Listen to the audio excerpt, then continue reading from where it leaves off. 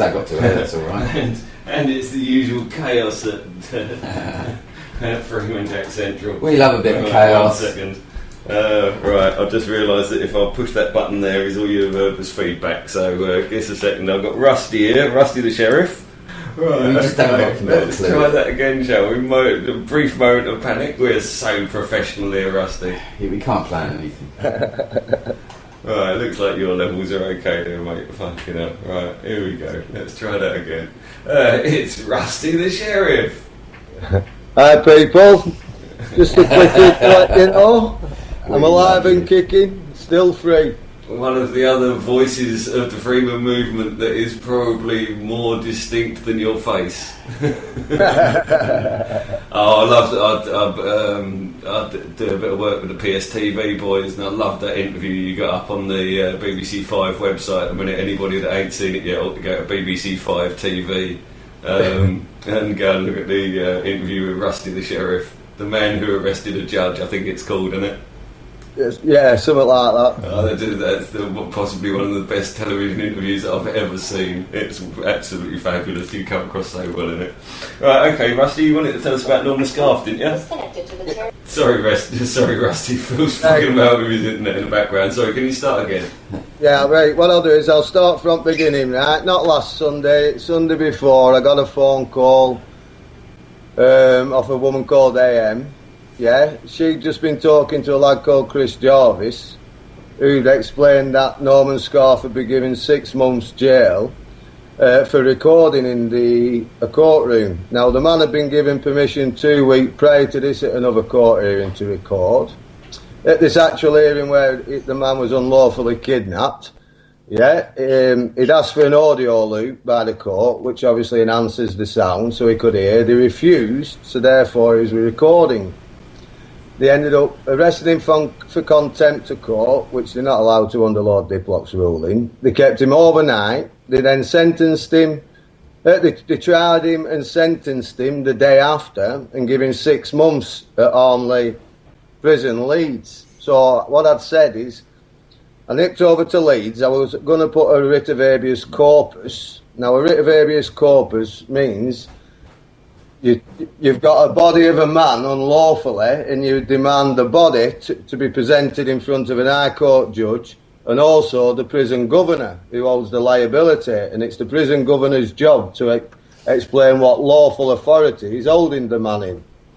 So I was going to do one for my co-accused, Malcolm, who got 16 weeks at Birkenhead for the Birkenhead incident. So I went over, we created these 2 writs, one for Norman and one for Malcolm. Chris Jarvis, the other lad who were helping Norman, went to present him at Leeds High Court. The court refused, saying that the judges were on recess until, I think, October the 5th. He explained it's a writ of habeas corpus. It's got the power to go and get a judge out of bed. Anyway, they refused, so what I did, I said, don't panic, we sent him registered post before Monday's post had gone. So the High Court at London received him at 8 o'clock on the Tuesday morning. We then started ringing up from 12 o'clock, they kept saying it's still in the post room, we explained it with an habeas corpus. Yeah, it took until 3 o'clock the Wednesday to tell us a couple of details on the forms were wrong. So we got them to email the facts that were wrong. We redid it. Recently, I just found a 24-hour judicial review line, so I'll get some information out to people. But the one phone call you're allowed in if you get unlawfully taken to any police station, you can ring the High Court judge and ask for a judicial review on it. Well, that's another matter. So I tried ringing this 24-hour judicial review line the Wednesday night. Yeah, the woman there said that they usually deal with people who's getting a flight in the morning, aeroplane flight, yeah, and things like that. I said, well, how can that prioritise over a writ of habeas corpus? I explained the meaning of the habeas corpus and the importance. I asked her to put her name in writing because she was making a legal determination. Yeah, she refused and form went down. We've got everything recorded. So then the Thursday, I sent Chris to Leeds Admin Court. He went to submit them. The reason I didn't go in is obviously because of the 2 live warrants from Merseyside and the one from Lancashire that I know about, yeah? And I've also been trialled in my absence for another issue. So anyway, Chris has gone down, they refused to accept him again. So then he said, well, put your name. There were two guys, 2 clerks, behind the counter. He said, you're making legal determinations, yeah, go and find a judge. They've refused to put it in writing, slammed the shutter down on the counter and run off. So he went to the next counter, asked the woman for the names, and she shut the counter. Yeah? So none of them had put the name to these legal determinations they were making. So what I did is I set off down with AM, to London. I think we arrived about 2 o'clock Friday morning. Managed to get up and get to High Court for about dinner. Got them issued. Yeah, went to the listings manager. As soon as the listing manager seen him, he panicked. He called for one at Younger's in office and said, go and take them to a lawyer. Anyway, we're being nice and polite with me.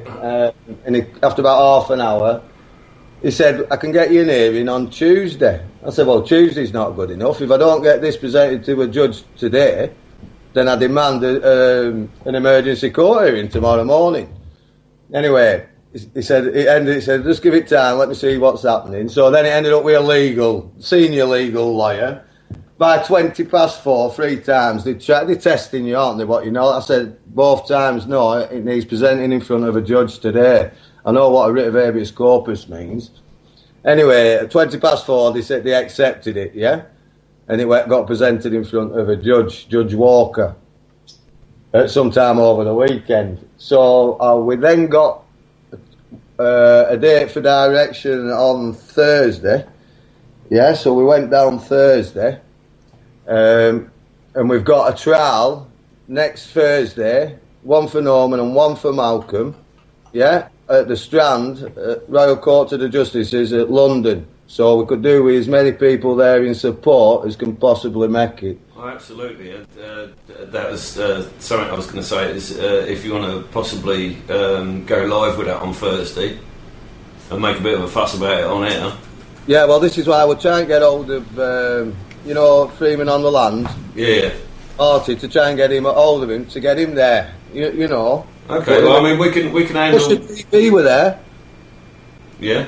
Yeah, Russia TV come, they've done an interview. I know BBC, I did one for Russia TV just before we're going in with Chris, but Chris has been doing, Guardian papers. I think there's quite a lot of interest, especially with Norman's case, because of his age. Yeah, but apparently with the Russian government, they put it onto the press TV, to Russia TV. TV too.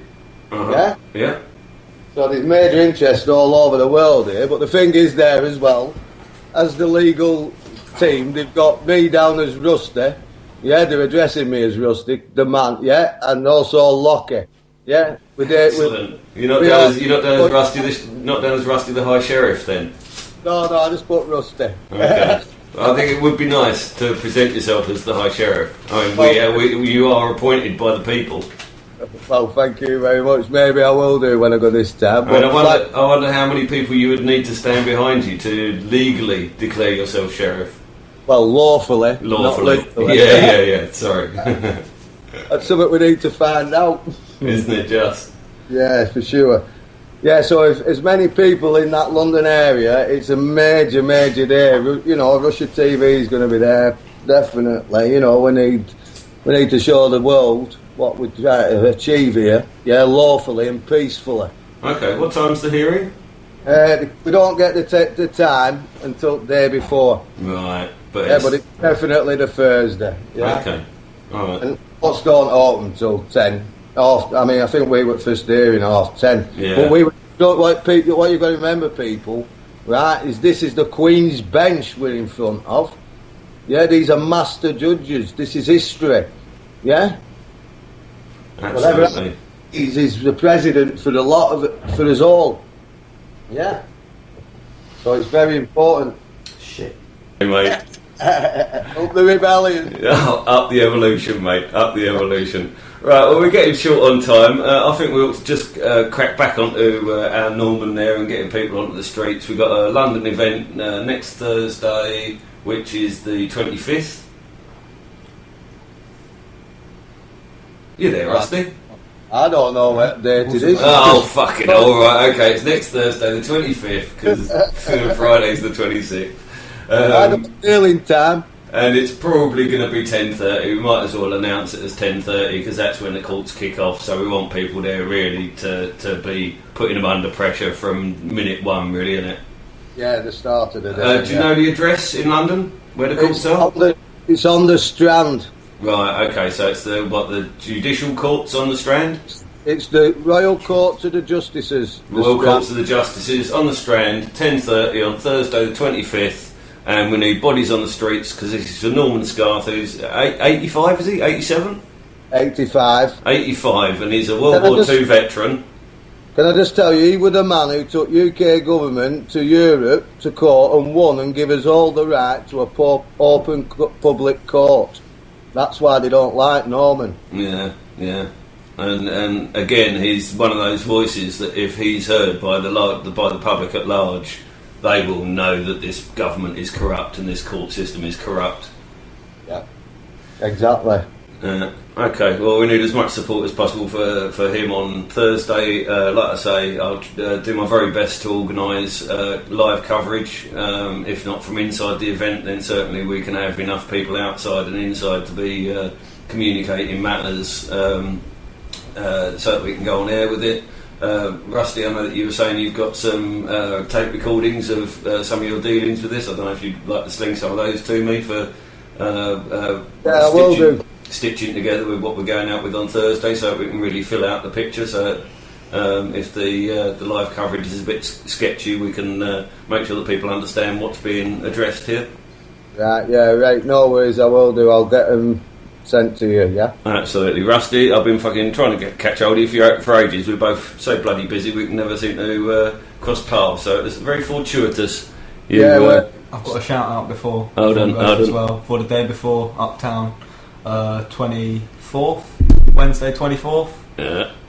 Meditation circle in Trafalgar Square. Alright, meditation flash mob in Trafalgar Square on 24th. Wake Up London. What time's that, Charlie? I think it's 6. What, 6 p.m? 6:30 it'll be. Yeah, 6. Okay. Because we're coming London. Okay. That's Wake Up London, right? Well, where? We're at Trafalgar Square? Yeah, Trafalgar Square, 6:30, yeah, flash mob on the 24th, that's the Wednesday. So I've been doing meditation. Yeah, meditation flash mob. Yeah, that sounds alright. They've been going pretty well up there as it goes. Really quite surreal. It's lovely. Good. Okay, alright then. Well, Rusty, thanks to you and yours. Yeah, no worries. Thanks for having us. I'll look forward to hopefully meeting you on Thursday. Up the rebellion. Up the evolution, mate. And I'm going to play out with a tune for you, so I don't know if you want to keep your Skype going so that you can hear this one playing, but I'll put this one on specially for you, mate. This is John Holt and Police in a Helicopter.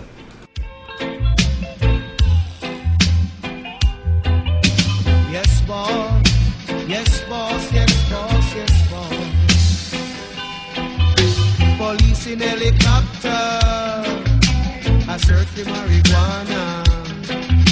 Policemen in the streets, searching for cali weed. Soldiers in the field, burning the cali weed. But if you continue to burn up the herbs, we gonna burn down the cane fields. If you continue to burn up the herbs, we gonna burn down the cane fields. Soldier in the herb field, burning the cali weed.